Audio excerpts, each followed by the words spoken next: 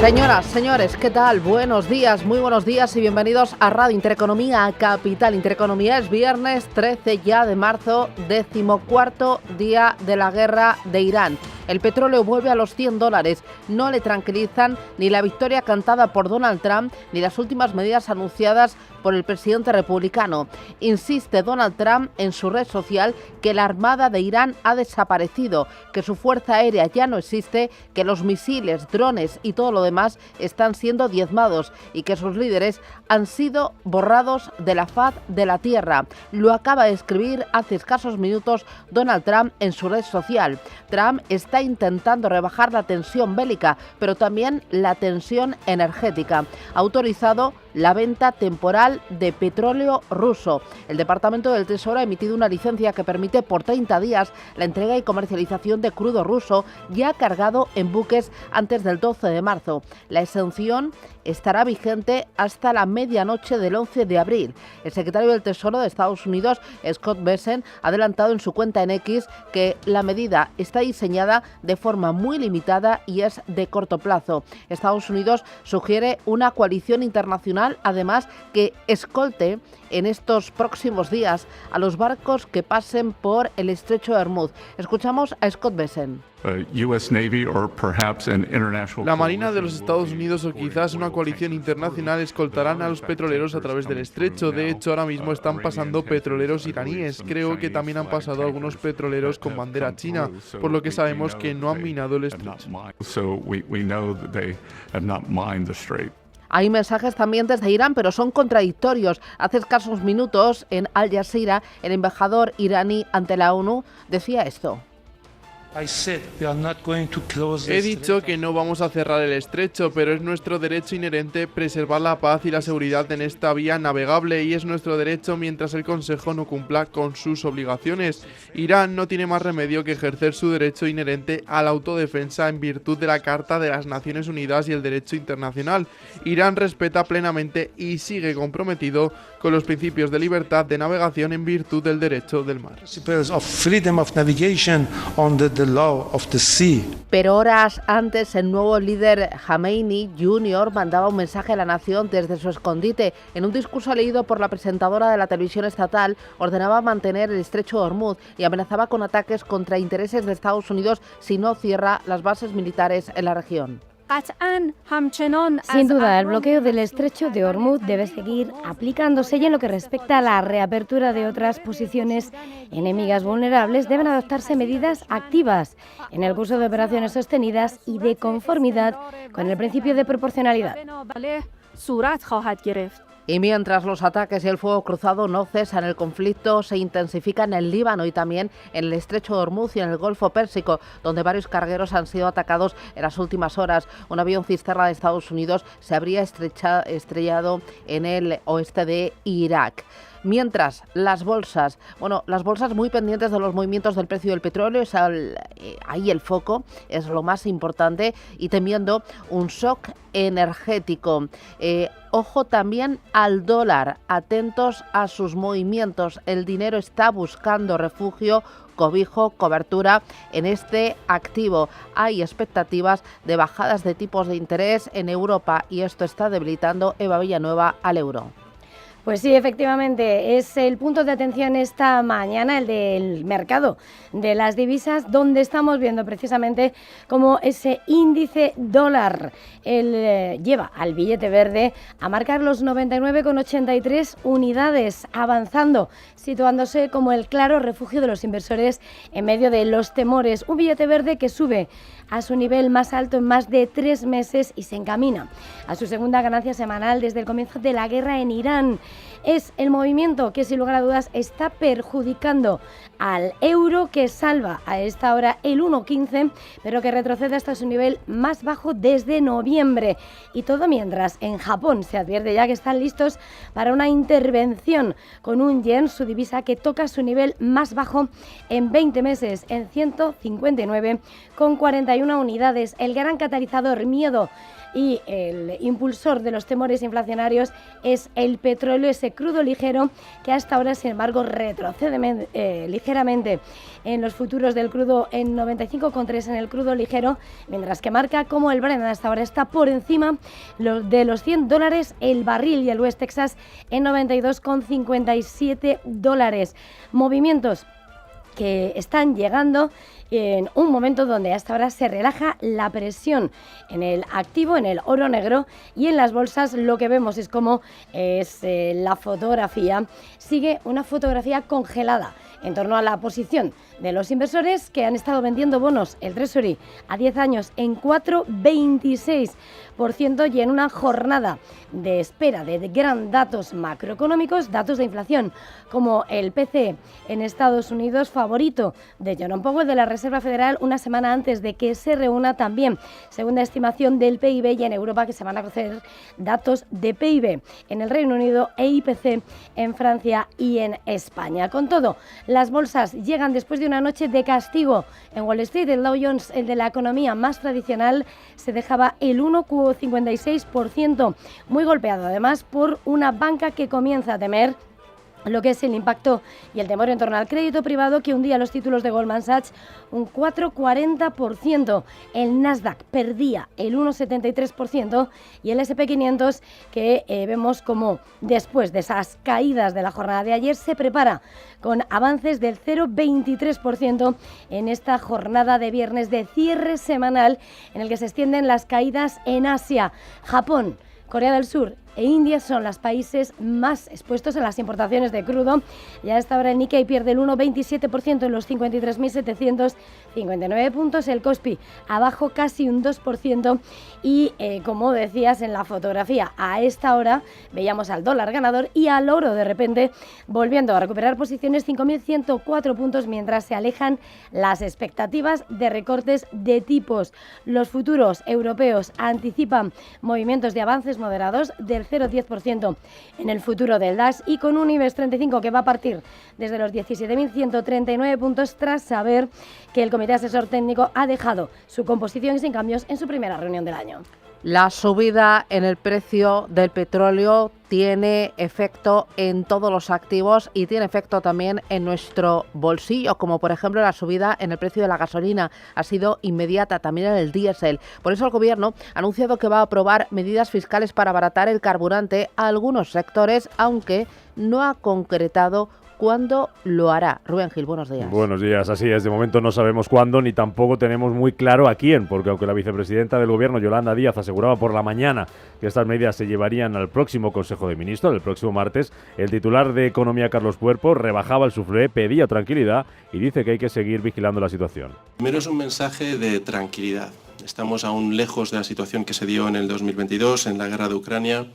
Existe una total seguridad en materia de suministros y a España nos pilla esta situación con los deberes hechos. Palabras del ministro de Economía tras reunirse este jueves con patronales y sindicatos. Cuerpo adelantaba, sin dar detalles, medidas fiscales para contener los precios de la energía y también ayudas específicas para dos de los sectores más afectados por esta situación, el campo y el transporte. Lo que no se aprobará esta vez será el descuento de 20 céntimos para los carburantes.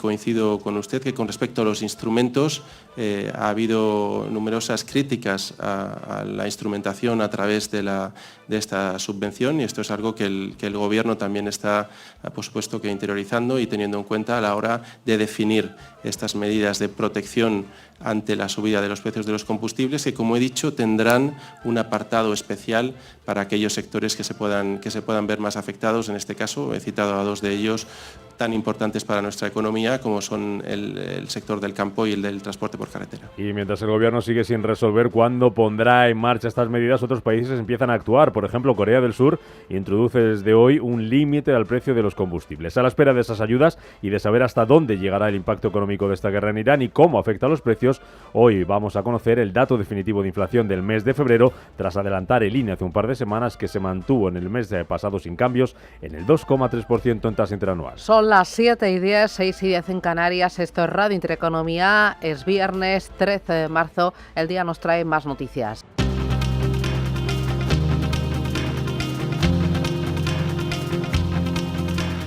Goldman Sachs recorta su previsión de crecimiento para Estados Unidos y ve el petróleo cerca de los $100. Lo rebaja en 3 décimas hasta el 2,2% por el impacto de la guerra en Irán y el aumento de los precios del petróleo. La agencia Fitch también alerta de que si el crudo sube y se mantiene en $100, el golpe sería un shock de oferta que restaría un 0,4% al PIB mundial. Estados Unidos lanza nuevas investigaciones comerciales contra más países. Países como Rusia, Brasil o China se unen a las investigaciones abiertas a China o a la Unión Europea por prácticas comerciales de trabajo forzoso. En total, Estados Unidos investiga ya 60 economías sobre prácticas desleales. Desde Europa, la Comisión rechaza estas acusaciones y dice que responderá proporcionadamente si Estados Unidos impone más aranceles. El Senado de Estados Unidos rechaza la financiación del Departamento de Seguridad, que seguirá cerrado. Cierre que se mantiene desde el pasado 14 de febrero, provocando, por ejemplo, retrasos en los aeropuertos. Tras este rechazo del Senado a la Administración de Seguridad del Transporte, la Agencia Federal de Emergencias, la Guardia Costera y una Oficina Federal de Ciberseguridad seguirán sin fondos, dejando a miles de empleados sin cobrar. El presidente francés Emmanuel Macron recibe hoy a su homólogo ucraniano Volodymyr Zelensky. Ambos mandatarios van a hablar en París sobre la evolución del escenario de la guerra en Ucrania. También abordarán las condiciones para una paz justa y duradera y los medios para reforzar la presión sobre Rusia tras 4 años de guerra, en particular mediante la lucha contra su flota fantasma. Y 2 apuntes más para completar los titulares de este viernes. Iberia plantea un ERE, un expediente de regulación de empleo voluntario para casi 1.000 trabajadores. El ajuste afectará al 9% de su plantilla y se centrará sobre todo en el personal de tierra, aunque también afectará a pilotos y tripulantes de cabina. La compañía lo justifica por causas organizativas y productivas y busca cerrar un acuerdo con los sindicatos en marzo. El plan se articulará mediante bajas voluntarias y prejubilaciones sin recolocaciones. Y en Castilla y León termina la campaña electoral. Elecciones este próximo domingo y según los sondeos se podría repetir el mismo escenario que en Extremadura y Aragón, con una victoria del Partido Popular que necesitaría pactar con Vox para poder gobernar y mantener un feudo en el que gobierna desde hace 40 años. Son las 7:15, vamos a mirar los mercados. Lo primero, tiempo real, y aquí tengo al VIX de volatilidad, el llamado índice del miedo, recortando posiciones de forma muy ligera. El descenso es del 1,5% y se coloca en 25,43 puntos. Veo a los futuros en verde, tanto los americanos como los europeos. El del DAX arriba un 0,13% y el del Eurostock 50 en positivo. Sube un 0,17%. ¿Cuánto suben los futuros americanos? Sube un 0,20 el del S&P 500, un 0,32 el futuro del Dow Jones y el futuro del Nasdaq 100 se apunta a una subida más plana del 0,09%. Muy bien, vamos a mirar ahora las criptomonedas para ver Bitcoin cómo se está comportando en las últimas horas y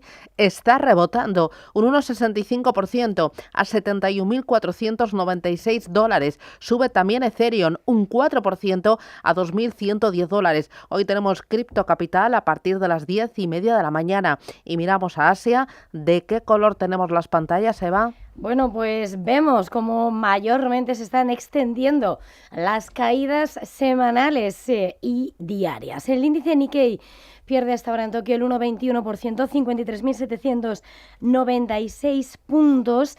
Vemos también al Kospi surcoreano perder el 1,85%, 5.480 enteros. Y Australia, que cierra con una caída de 0,14% hasta los 8.617 puntos. India, el Nifty, retrocede el 1% hasta los 23.386 puntos, mientras Taiwán pierde el 1%. Y en China, caídas más moderadas. El Hansen de Hong Kong, 0,69% a la baja, 25.538 puntos. Shanghái, 0,35% abajo, 4.114 puntos. Esta es la fotografía, los movimientos en tiempo real. Vamos a lo importante, que es el contenido.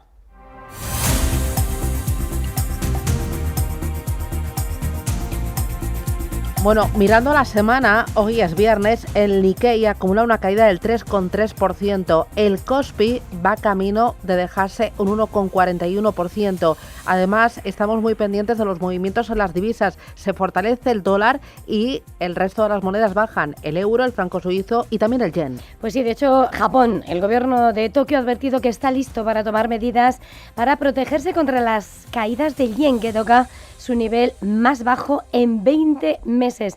159,45 unidades frente al billete verde, en lo que preocupa y mucho a las autoridades niponas en un escenario donde además Japón se convierte junto con Corea del Sur e India entre los países más expuestos en la región dada su dependencia de las importaciones del petróleo y además poniéndose en el foco de mira de Estados Unidos en medio de esas nuevas investigaciones abiertas para reconstruir el muro arancelario de Donald Trump y que pone en amenaza a muchas de sus compañías exportadoras. También el índice Nifty en India va camino de una pérdida del 2,4% esta semana en una radiografía en la que vemos como China se mantiene algo mejor preparada para un rendimiento superior en la semana, ya que se considera que el país está relativamente bien aislado de los shocks de suministro de petróleo a corto plazo y en medio de medidas de Pekín para restringir, para prohibir las exportaciones de petróleo para evitar un shock de consumo interno. Es la fotografía en la que esta mañana se está dibujando lo que está pasando en los principales índices, viendo cómo entre las acciones de referencia de los distintos mercados tenemos en el Nikkei en Tokio SoftBank, el conglomerado inversor, el tecnológico, que pierde un 4,70%. Tenemos al gigante de la tecnología surcoreano Samsung perdiendo el 1,86%, o tenemos sin embargo a títulos como Huajón en China, en Shanghái, donde el desplome también de la tecnología se deja notar con una caída del 5,70%. Atentos a Honda, ha presentado sus primeras pérdidas anuales en casi 70 años. Pues sí, eso es lo que está haciendo que sus títulos estén hundiendo hoy en bolsa, 5,76% en tiempo real.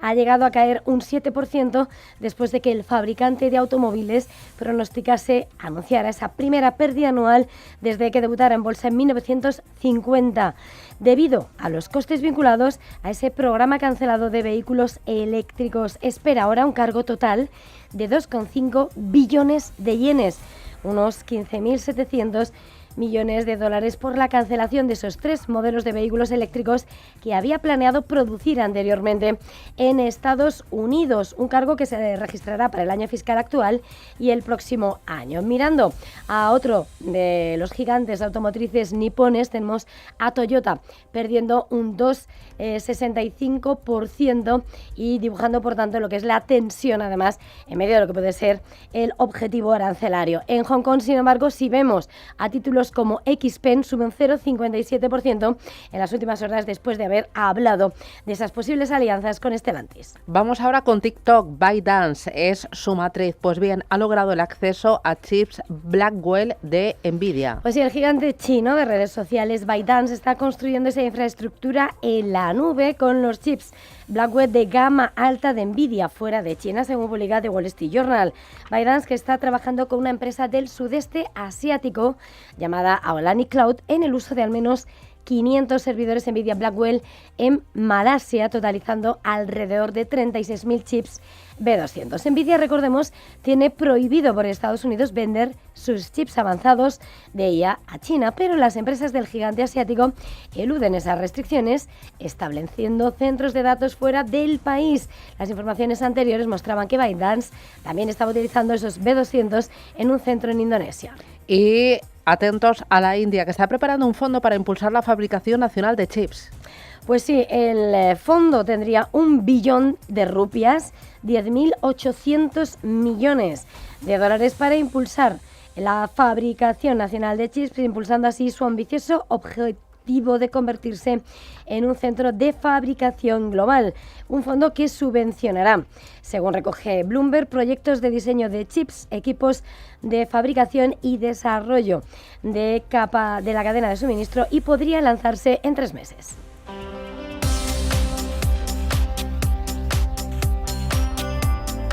Miramos al mercado americano. Ayer los índices terminaron con caídas además importantes. El Nasdaq bajó un 1,78%, el S&P 500 un 1,52% y el Dow Jones se dejó un 1,56%. Las bolsas se ven sacudidas por el último mensaje del nuevo líder de Irán, Mojtaba Khamenei, que ha asegurado que el estrecho de Hormuz seguirá cerrado. Este también se tradujo en una gran subida del crudo de más del 10% para el Brent, que ahora cotiza, eso sí, con caída del 0,32 y en 100,14 dólares.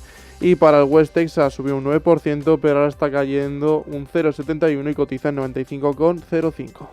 Wall Street ha estado condicionado por las declaraciones del nuevo ayatolá y también por las nuevas dudas que se ciernen sobre el crédito privado. Morgan Stanley cayó más de un 4% después de limitar los reembolsos de su North Haven Private Income Fund. A esto y la limitación que ha hecho en uno de sus fondos privados, Cliffwater, se le suma lo anunciado por Deutsche Bank, que ha informado de una exposición de 30.000 millones al crédito privado. La entidad financiera ha anunciado que podría enfrentar riesgos indirectos potenciales a través de carteras y contrapartes interconectadas. La compañía, que cotiza también en la bolsa de Nueva York, cayó más de un 6%. En este sentido, Blue Owl Capital, una de las empresas más afectadas del sector, ha asegurado que la venta de 1.400 millones de dólares en préstamos no tenía ninguna intención oculta. Atentos al crédito privado, es un elemento muy importante a monitorizar en los próximos días, semanas, porque se está hablando de un posible colapso en este activo, en el crédito privado. Hay que tener los ojos bien abiertos. En clave tecnológica se empiezan a ver los primeros efectos de la decisión del Pentágono de catalogar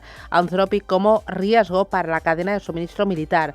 Palantir estaría buscando otras herramientas diferentes a Claude. Alex Karp ha asegurado a la CNBC que aunque en este momento utilizan herramientas de la tecnológica, en el futuro incorporarán otras nuevas. También aseguró que la tecnología de la empresa se utiliza para salvaguardar la privacidad del ciudadano y ha puesto el foco en la capacidad letal que tiene Estados Unidos.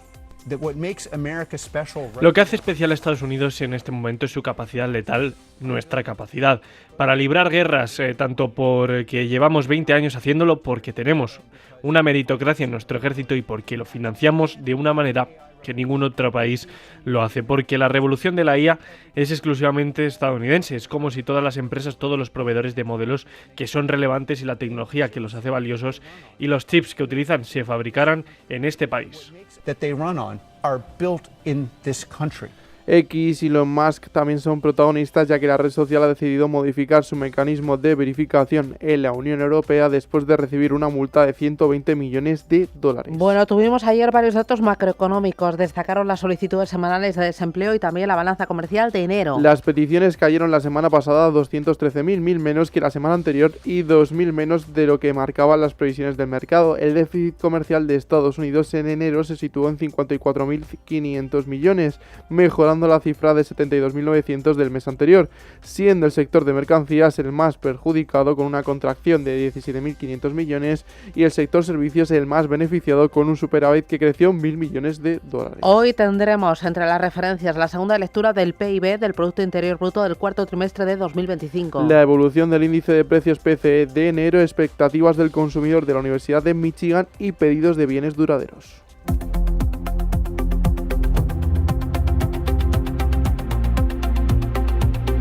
Son las 7:26, vamos a mirar a Europa. Ángel Lozano, ¿qué tal? Muy buenos días. Muy buenos días a todos. Bueno, el IBEX 35 ayer tropezó, bajó un 1,22%, se coloca, hoy partirá para el arranque desde los 17.139 puntos. Ayer muy pendientes del shock energético, pero también de la preocupación se palpa por el crédito privado. ¿Cómo fue la jornada? ¿Qué viste? Pues fue una sesión en la que los bancos intensificaran las presiones bajistas sobre el IBEX. Como dices, los analistas han puesto el foco en el crédito privado y los temores económicos han hecho mella en el sector. Unicaja se dejó un 4,56, Sabadell un 4,16, Bankinter un 3,6, BBVA, CaixaBank un 3,5 ambos y Santander perdía 2 puntos porcentuales. También vimos caídas en IAG por esa subida del precio del petróleo que tanto impacta en sus cuentas. Se dejaba un 3,4% en bolsa y cedían posiciones las dos aceleras tan pegadas al ciclo económico. ArcelorMittal fue la más castigada con una caída del 4%. Acerinox perdía 2 puntos porcentuales. Y Repsol estaba en el otro lado de la tabla, encabezando el ranking de subidas, ganó un 2,63% gracias a una doble mejora de precio y de recomendación emitida por los analistas de RBC. es el valor estrella de este 2026. También remontaron otras energéticas como Iberdrola, Naturgy, Endesa o Enagas. En el resto de Europa, las caídas para el DAX fueron del 0,2, París perdía un 0,7, Milán igual y el FT100 de Londres bajaba medio punto porcentual. Vimos subidas, por ejemplo, en la empresa de defensa Leonardo, un 5,7% gracias a sus resultados y también a sus perspectivas de negocio. Zalando, tras publicar cuentas, subió un 9,5% y, sin embargo, la aseguradora Swiss Life, que también dio a conocer sus resultados al mercado, perdía un 2,3%. Estuvimos muy pendientes de la evolución de los bonos soberanos. Ahí tenemos también anclada la mirada en el día de hoy. El Bund, el 10 años alemán, se coloca en el 2,94% de rentabilidad. Está subiendo de forma muy moderada. Los precios de los bonos de los principales países están acusando las ventas y, por lo tanto, están bajando por la expectativa de inflación y también tipos de interés al alza. Hemos visto que la caída de los bonos a 10 años por precio durante todo este 2026 es importante. Los del Reino Unido un 2,24%, los de España un 1,44%, los de Alemania un 0,83% y los de Francia un 0,50%. Para el día de hoy, ¿qué tienes ya en el radar, Ángeles? Pues vamos a conocer la producción industrial de enero en la eurozona y también en el Reino Unido. En cuanto a España y Francia, se publica el dato final de IPC de febrero. Tenemos en el radar a Mapfre, que ha convocado a sus accionistas a la Junta Ordinaria para aprobar las cuentas del pasado año, ratificar al actual Consejo, modificar estatutos y confirmar la retribución propuesta como principales puntos del orden del día. Vivendi, también protagonista, ha anunciado unos ingresos de 300 millones de euros en 2025, es un 4,3% más a tipo de cambio constante, y Louis Vuitton ha anunciado el nombramiento de Beatriz Wostwals como CEO de TAG Heuer a partir del 1 de mayo. Atentos a Standard & Poor's y a Fitch. Las dos agencias abordan hoy una nueva revisión de la calificación de solvencia del Tesoro español y todo apunta a que mantendrán su nota actual, A mayúscula más y A mayúscula respectivamente, sin que siquiera eleven la perspectiva del país pese al fuerte crecimiento reciente que le da la economía. Son las 7:30, esto es Radio Intereconomía. Con Juan Gómez Bada, que es asesor de Avantage Fund y de Avantage por Equity. Juan, ¿qué tal? Muy buenos días. Muy buenos días. Muy buenos días, Susana. Oye, lo primero, el precio del petróleo que ha vuelto a cabalgar por encima de los $100. Ahora mismo, tiempo real, lo tengo en $100,12. Baja un ligero 0,34%. ¿Cómo estás viendo los movimientos del precio del petróleo? Refleja, por lo que veo, que la tensión bélica no se modera y que hay un poquito de carajal por el cruce de palabras y declaraciones de uno y otro bando, ¿no?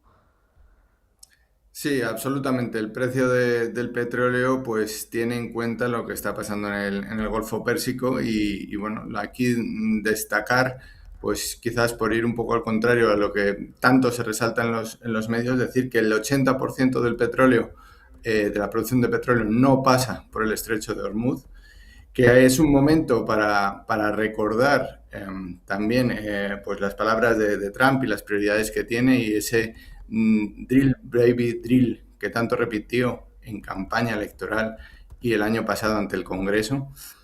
Y bueno, que los países que producen fuera del Golfo tienen capacidad para producir más. Lo que pasa es que no es inmediato.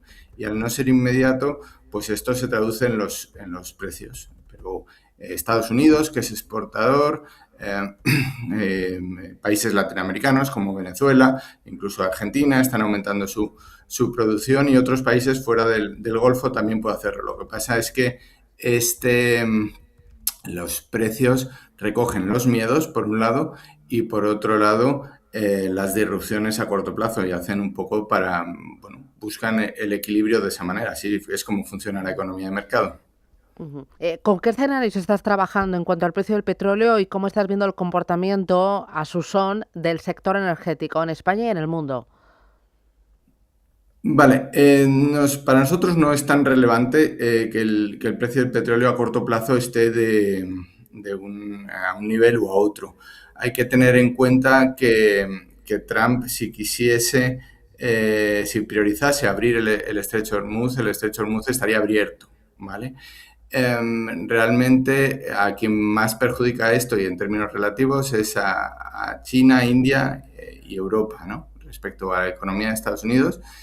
Y a las empresas realmente que cotizan en los mercados globales, a la mayoría no les afecta mucho a largo plazo, porque, bueno, realmente son ajustes que se acabarán dando. También hay capacidad para llevar la producción, o sea, el consumo de energía desde el petróleo a otras energías diferentes a este combustible fósil, incluso también al gas.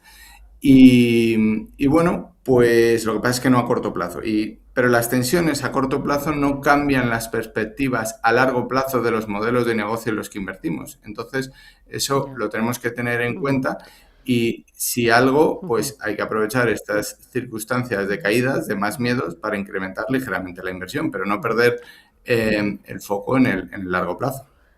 Muy importante ver los movimientos del dólar y ver los movimientos también de los bonos. ¿Están reflejando que los movimientos en tipos de interés podrían cambiar, que la política monetaria podría cambiar para intentar prevenir o mitigar un posible repunte de la inflación por estos altos precios del crudo?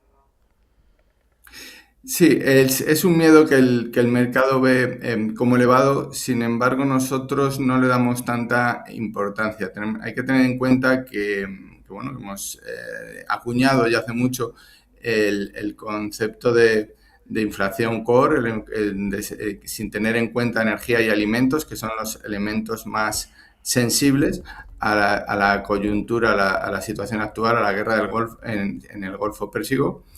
Y bueno, pues entendemos que los bancos centrales se ceñirán a esa inflación sin estos elementos, sin energía y alimentos, porque también hay que tener en cuenta que cuando la situación se aclare o deje de tener impacto el cierre del estrecho de Hormuz, porque haya otras alternativas y el mundo se vaya adaptando poco a poco, pues esos mismos precios que hoy suben bajarán. Entonces, lo que deberían hacer los bancos centrales es moverse poco, en mi opinión. Y ¿estás tornando la cartera hacia un sesgo más defensivo, buscando más value, alejándote más del ciclo?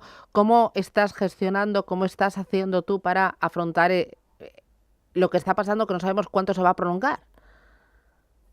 Pues como indicaba, los fondos Avantas han incrementado ligeramente las posiciones en determinados valores que puntualmente han caído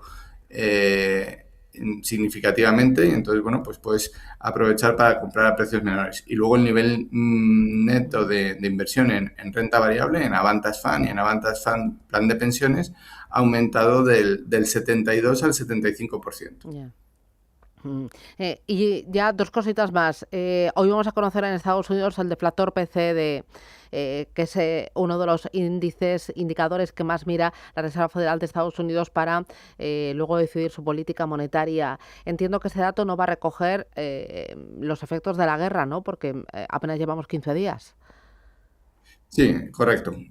Pues esto lleva un tiempo y Claro. también pues tardará en recogerse y bueno, pues antes se Bien. mueven los mercados por el miedo hacia adelante, hacia los efectos en esos mismos datos, pero de marzo, de abril. Y debería fijarse más que en marzo de abril en los de 2027, 28, 29. Además de mirar a la inflación, al petróleo, a los últimos avances o el cruce de ataques y de declaraciones entre uno y otro bando por la guerra, hay otro elemento que no sé si está preocupando o no preocupando tanto como debiera, que es lo que está ocurriendo con el crédito privado en Estados Unidos. ¿Podríamos estar ante un colapso del crédito privado, Juan? Bueno, no creo que así sea porque hemos aprendido mucho de la crisis de crédito anterior. Es cierto que el crédito privado tiene unos momentos de iliquidez. Ahora mismo si quieres vender bonos de renta fija privada, pues son más ilíquidos. pero esa liquidez vuelve rápido y además es un elemento adicional para que los bancos centrales inyecten liquidez en el caso de que sea necesaria, como también se aprendió a hacer en la crisis de crédito, como pues no subiendo tipos de interés de primeras, porque la estabilidad financiera es otro de los objetivos de los bancos centrales. Bueno, pues iremos viendo cómo se da la jornada. Es viernes, a ver si los mercados se calman, pero la agitación es máxima. Juan Gómez Bada, muchísimas gracias por ese análisis, cuídate mucho y que tengas buen viernes, buen fin de semana, descansa. Gracias.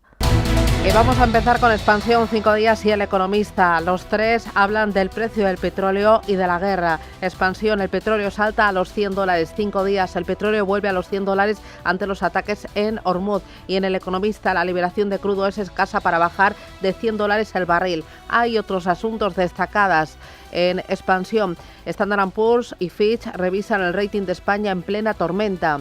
Iberia gana 950 millones y plantea un ERE, un expediente de regulación de empleo voluntario para 1.000 empleados. Santander repatria a España 20.000 millones al año en emisiones de deuda. Y cuenta también este periódico que Morgan y Cliffwater limitan la retirada de crédito privado. Partners Group alerta de impagos. En el diario 5 días, Apolo aterriza en el Atlético y amplía capital en 100 millones. El fondo nombra a 5 de los 11 consejeros y la valoración se eleva a 2.500 millones. 6 países llaman a reforzar el supervisor bursátil europeo.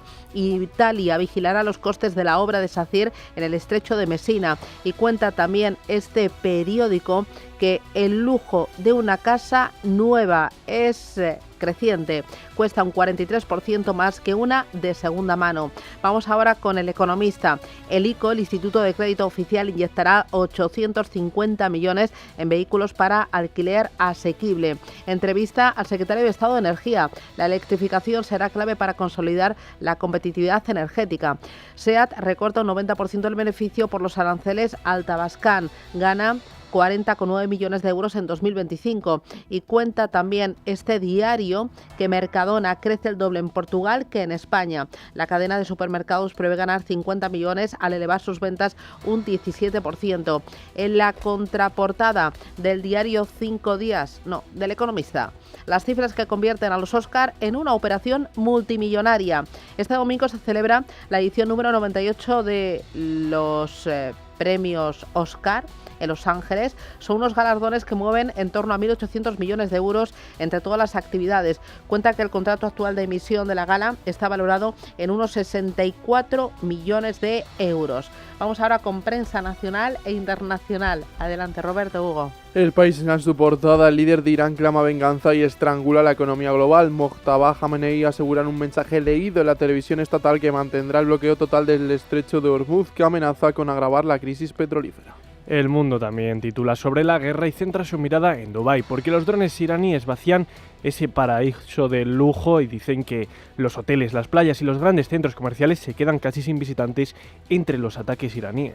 La Razón lleva en su portada una entrevista a Alfonso Fernández Mañueco, el presidente de la Junta de Castilla y León y el candidato también del Partido Popular, declara que si Vox no gana a la izquierda y no pacta con el PP, nadie entiende para qué sirve. El titular de la ABC dice: Trump purgó a la cúpula militar que le recomendó no atacar Irán. La Casa Blanca ha destituido o relegado a altos mandos de las Fuerzas Armadas que desaconsejaron al presidente durante la primera legislatura la ofensiva contra el régimen de los ayatolás. También cuentan que la guerra le cuesta a Estados Unidos unos 2.000 millones de dólares al día, en pleno pulso de la Casa Blanca con los demócratas. Y ahora nos vamos a Estados Unidos para comenzar el repaso de la prensa internacional. Vamos a ver qué dicen estos diarios americanos. The Wall Street Journal titula: un avión de reabastecimiento de la Fuerza Aérea de Estados Unidos se estrella en Irak. El mismo tema es el titular del Washington Post, que también cuenta que oficiales militares informaron que continúan las labores de rescate, aunque las autoridades no han confirmado si hay víctimas mortales. Y el New York Times destaca que, debilitado por la guerra, Irán contraataca estrangulando una vía fluvial vital para el suministro de petróleo. Nos vamos al principal repaso de las cabeceras europeas. El Handelsblatt en Alemania señala fracaso épico en lugar de furia épica. El método Trump está llegando a sus límites. Cada día que pasa queda más claro que el presidente estadounidense no tiene ningún plan para Irán, apunta el periódico. Frankfurter Allgemeine lleva en su portada: Según un estudio, Alemania sería el principal destino de los refugiados procedentes de Irán. Vamos a Reino Unido con la portada de The Times. Señala un avión estadounidense se estrella en Irak. El ejército afirma que el incidente no fue causado por fuego hostil ni amigo.